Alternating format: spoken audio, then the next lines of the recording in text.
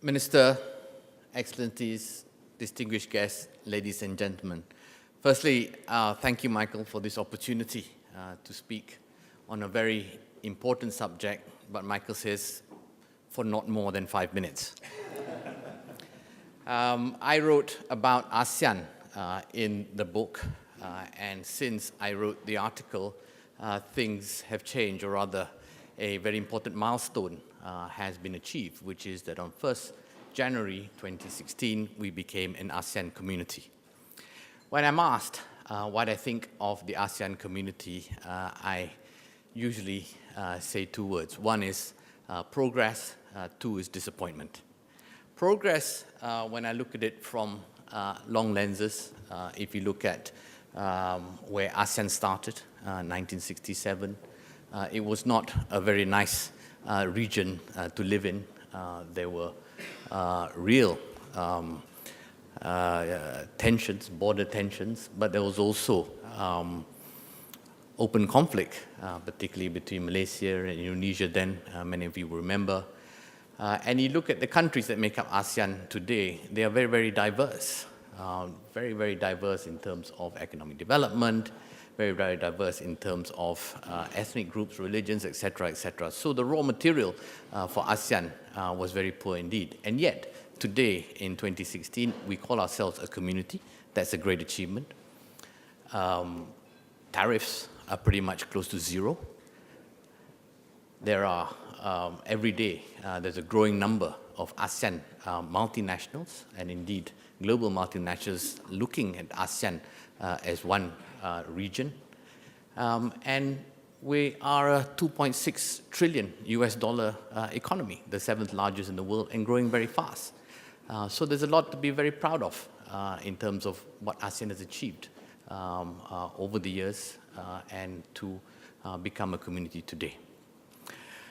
When I say disappointment, it's relative to what they promised me. They promised us in 2007 in the ASEAN Charter. They said that when we come to the end of 2015, we will be a single production base. There will be free flow of trade, goods and services, skilled labor, and investments across the region. Well, it hasn't quite come to that. Trade in the region remains at about, intra-regional trade remains at about 24%. Non-tariff barriers remain rather high. If you look at travel, it's easier for me to travel with an APEC card than an ASEAN passport in the region.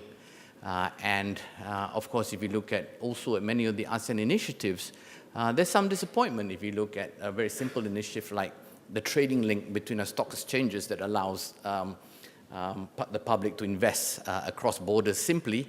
Well, only 3 countries signed on, Malaysia, Singapore, and Thailand. If you look at the ASEAN banking framework, which is about the creation of ASEAN banks, the framework actually is based on bilateral negotiations between various central banks. So not quite a regional framework, if you like. So much still to be done with what was promised in 2007. ASEAN has also come up with its own 2025 blueprint, and the good news is it is a much more realistic set of ambitions. We no longer talk about a single production base, because I think that's a leap too far. We talk about a more integrated and more cohesive economy across the region. So, and a lot of other things. But generally, I think the blueprint is a great deal more realistic. However, there isn't yet an implementation plan. And I am concerned because at this moment in time, we have not really discussed some of the hard stuff about integration, which you in Europe will be familiar with. Firstly, in terms of the tension between integration and sovereignty.